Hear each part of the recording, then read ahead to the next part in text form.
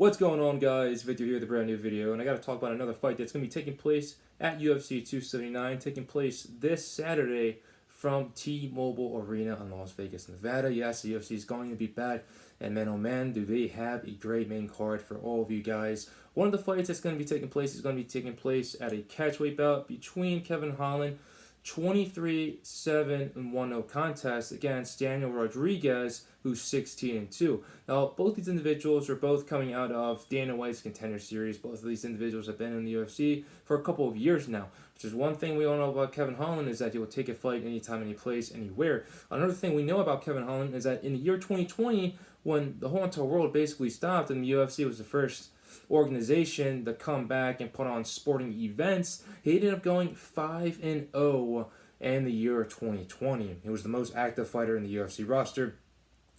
He was taking fights left and right, and he was winning them, which was the most important. And this was back at middleweight. And the middleweight division, as we all know, is one of the most stacked in all of mixed martial arts, especially in the UFC. It doesn't matter where you're ranked in the division, you're always going to fight someone that's extremely tough, that's extremely durable.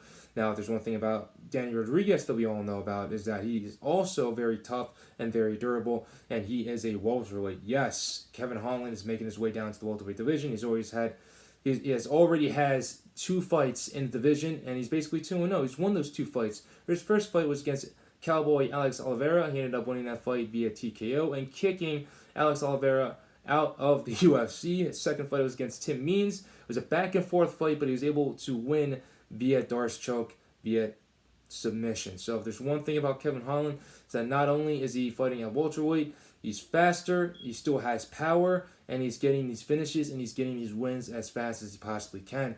Now, if there's one thing we all know about Danny Rodriguez, is that he is no one to be messed with. He's definitely a dark horse in the welterweight division. He hasn't been as active as I would like him to be, but whenever he sets his foot inside of the octagon, he is a force to be reckoned with, and he does have a lot of power. He's very technical as well. When you look at him, he definitely looks like a brawler, but at the end of the day, when he does his work inside the octagon, it is as technical as it can possibly be. I remember when he got into the octagon for the first time against Tim Means, he was in some trouble during the first couple moments of the fight, but little by little, he was able to get accustomed to life inside of the octagon in the UFC, and was able to beat Tim Means via TKO. And Tim Means' hometown of Albuquerque, New Mexico, which was definitely a big feat for him in his career in mixed martial arts as a whole. And as a result, he's been stringing off a lot of wins as of late. The only blemish that he has in his record in the UFC was against Nicolas Dalby, which is no shame at all, because Nicolas Dalby is one of the best welterweight MMA fighters out of Europe out there, and that's hands down. Nicolas Dalby is definitely another dark horse in the division, and he was able to beat Daniel Rodriguez, who was definitely game that night. But even though he didn't come out with a win, he's still been winning fights left and right. And during this win streak that he's been on, he's been able to beat Mike Perry, and also take out Kevin Lee and kick Kevin Lee out of the UFC. Yes, that was Kevin Lee's last fight within the promotion against Danny Rodriguez, and it wasn't even a close fight at all. D-Rod basically shut Kevin Lee down the whole entire time and won that fight via unanimous decision. And ever since then, like I said, he's been rocking, he's been rolling, and now both these trains are going to collide with one another, and it's going to be a great fight. But to talk about Kevin Holland a little bit more, the reason why he ended up moving down a weight class is because he didn't have that much luck in the middleweight division. Yes, he did go 5 wins undefeated in 2020, but 2021 ended up being a little bit of a rough year for him. Even though he did have that win streak, he ended up going up the rankings, skipping a lot of guys, and fighting some individuals such as Derek Brunson and Marvin Vettori in the top 5. He ended up losing those 2 fights back to back. He ended up losing another fight. Well, he didn't lose the fight, but he ended up fighting Kyle Dawkins and ended up losing that fight for it to get overturned into a no contest. So obviously, paradise was basically soon ending for Kevin Holland, and he needed to change the scenery, which is why I decided to go down to the welterweight division. But success has been with him ever since. Now, with both these individuals, both these guys can crack, both these guys have power, both these guys have the ability to finish their opponents as fast as they possibly can. As we all know, D-Rod is very technical with his boxing. He definitely has one of the best hands in the welterweight division. if not in the whole entire promotion as a whole.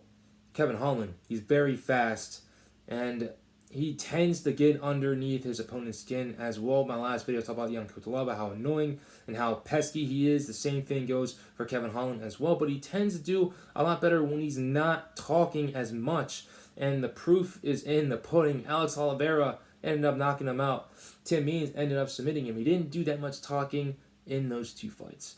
And as we all know about Kevin Holland, that his wrestling isn't the best, but he's starting to round out his game as a whole. He's got great Brazilian Jiu-Jitsu. He's got great striking, great boxing. He's fast. He's elusive. He's evasive. And he's almost the full package. As long as he can be able to continue to work on that wrestling, and he is going to be a force to be reckoned with in this welterweight division. But D-Rod got the wrestling. He's got the striking. He can be able to submit you as well. He's the full package, which is why it's going to be a tough outing for Kevin Holland. But both these individuals were actually supposed to fight a couple years, I believe 2 years ago they were supposed to fight. It was supposed to be Kevin Holland's debut out welterweight, but those plans ended up getting scraped about a year and a half, 2 years later. This fight's getting made again for a good reason, because the matchmakers know that this fight is going to be fireworks. Both these individuals are going to stand and trade in the middle of the pocket, in the middle of the octagon. Both these individuals are definitely going to be in body locks. The fight's most likely going to go to the ground as well. We're going to see some nice rolls. Both these guys are going to take the fight wherever they want to take it, but there's definitely going to be action the whole entire time, because both these guys don't like to waste time inside the octagon. They like to get in there and get out of there as fast as possible. D-Rod has more power. Kevin Holland has more speed.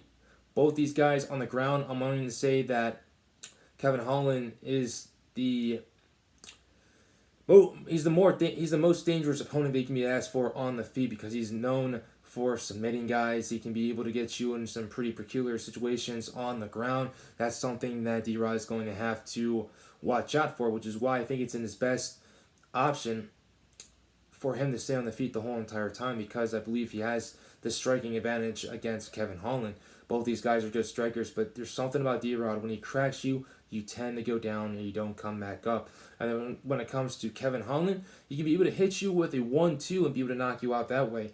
He ended up knocking out Joaquin Buckley with a 1-2, and that's before Joaquin Buckley became who he is today in the UFC. So both these individuals are going in there and they want to finish each other off. They really, really do. And I think Kevin Holland's going to have more of an edge in this matchup because he's been more active. He has more experience than Daniel Rodriguez. Like I said, Daniel Rodriguez only has 18 fights in the UFC, and Kevin Holland has 30 fights in the UFC, about 31 or so. So obviously the experience factor goes to Kevin Holland, and Kevin Holland has been in there with the best of the best in the middleweight division. Now he's coming down a weight class and fighting a very dangerous opponent. And Daniel Rodriguez, like I said, the most well-known opponents that we've been able to come up with and think of that D-Rod has faced in the past: Tim Means, Mike Perry, Dwight Grant, and also Kevin Lee. Those are basically the best guys that he's faced. None of those guys were even ranked in the division. So it's going to be a tough night for both these individuals. But if you ask me who's going to win this, I'm going to go with Kevin Holland. I believe he's going to be able to be a pesky fly against Daniel Rodriguez. I think he's going to keep his movement the whole entire time. If this fight does go to the ground, I believe it's going to be in Kevin Holland's favor. And if D-Rod tries to go for a takedown, I think that Kevin Holland has more knowledge, since he's been training a lot more with the wrestling, to be able to defend a takedown a whole lot better than what he used to. So I think it's going to be a great fight. It's going to be a banger for as long as it lasts. Is it going to be a finish in this fight?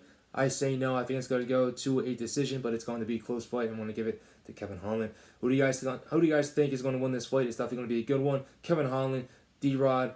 By what method? Is it going to be a submission? Is it going to be a knockout? Is it going to be a technical decision in there? We're going to see some controversy. Let me know in the comment section below, guys. I really appreciate you guys for watching this video. As always, I'm going to pump out a little bit more for this week because, like I said, this card is extremely stacked. Take it easy, guys. Stay blessed and stay safe. Later.